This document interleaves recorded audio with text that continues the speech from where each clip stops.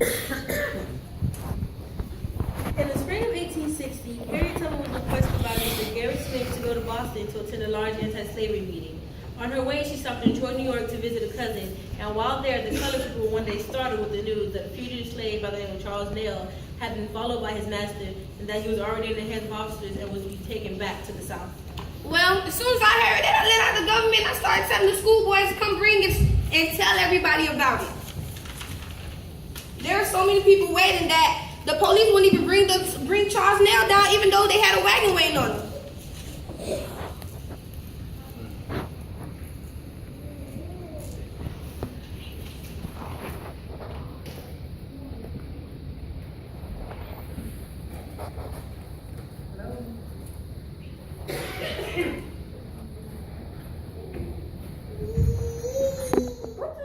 Look, I see the television running in the window. I don't see anything. There they are, taking them out a different way. You can depend on that. No, there stands Moses yet. As long as she is there, he is safe.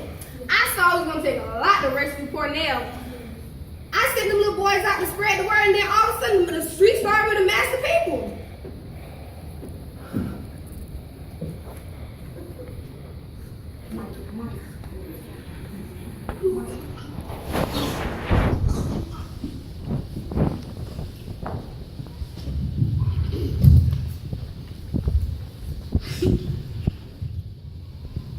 Come on, clear the stairs. We gotta get this man down. Some of the people backed up, but I made like I was too old to move. Come on, old woman. We must get out of this. You can't get down alone. Have someone help you. I stood my ground. Then somebody made an offer to buy Charles Nell. One person said $1,200, his master said. Another one said $1,500. The crowd got crazy. Then, all of a sudden, somebody raised their window down and said $200 for the slave and not 1 cent for his master. All right. If you make a lane forward, bring him out the front way. There he is, between the U.S. Marshals. I got him from my stomach. And then I got outside and I yelled, take him to the river, drown him, but don't let him have him. Warley, they've been knocked down. I saw the boys there, but I can't see it no more. We got knocked down. I took this old sun buttons off my head and I put it on Charles Nell. They couldn't even recognize him anymore. But everybody started pushing and shoving, and even the police. I lost my shoes, my shirt, my jacket, but I still held on. All I did, we took Charles Nell to the river to the boat. There he is, in the boat. Turn around to the other side and I'll go from there. The car will try to fall, but they'll be too late. We'll have him. What do you mean? Where's he?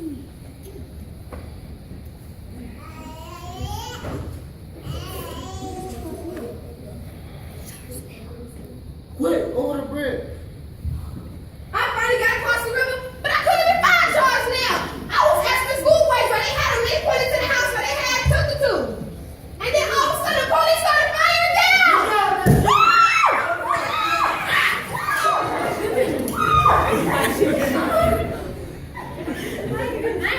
I dragged Charles Nell down these stairs and I took him outside. We saw a man with a heart. We told him what happened. Then he said, look, this is a blood horse. Take him till he drops. So I put Charles Nell in. I put him inside and let him drive off to safety.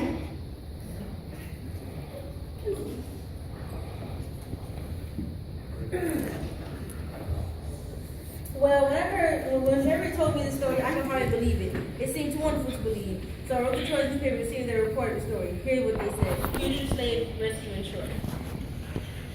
Yesterday afternoon, the city of Troy and West Troy were made scenes of unexplained excitement.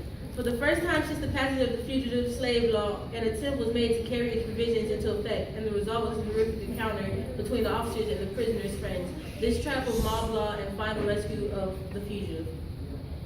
Charles Nell, the fugitive, who was the cause of all the excitement, was a slave on the plantation of B.W. Harrisburg in Culpeper County, Virginia, until the 19th of October, 1858, when he made his escape. Nell was often seen by H.F. Averill, who communicated with his reputed owner in Virginia and gave the knowledge that led to the whereabouts of the fugitive. He was arrested by United States Marshal J.W. Holmes and taken before U.S. Commissioner Miles Beach. Now wait just a minute. They got the name of the fugitive, same as Harriet's story, but they also gave us the name of the man who turned poor Charles Nell's in, his master, the marshal, and the judge, and called it a trial of mob law? Go on, read some more. Well, it says here, meanwhile, angry discussions commenced. Some favored rescue and others favored law and order. A lawyer had his coat torn for expressing his sentiments. The crowd at the time numbered nearly 1,000 persons. Many of them were black and a good share of the female sex. Maybe that Harriet Tubman was in that crowd. I expect she was. No. Wait, here she is. As soon as officers and their prisoners emerged from the door, an old Negro who had been standing at the bottom of the stairs shouted, "Here they come!" and the crowd made a terrific rush at the party. That's her for sure. Why don't tell us her name? They told us everybody else's. It ends this way. At last, the door was pulled open by an immense Negro, and in a moment he was felled by a hatchet in the hands of Sheriff Morrison. But the body of the fallen man blocked up the door so it could not be shut, and a prisoner pulled him out. That's her for sure. There's Harriet again. Hush, let me finish. Poor fellow, it says, he might as well say, "Save me from my friends." Amid the pulling and hauling, the iron cut into his arms, which were bleeding profusely, and he could hardly walk owing to fatigue. He had since arrived safely in Canada. Don't that beat off. They said the slave caused all the trouble, blamed his rescuers for the pain caused by the managers, and gave everybody his name but Harriet. They got the story turned upside down. I'm gonna tell the story her way. Harriet said, Listen, there's one thing I have a right to, death or liberty, and I mean to have one or the other. "See,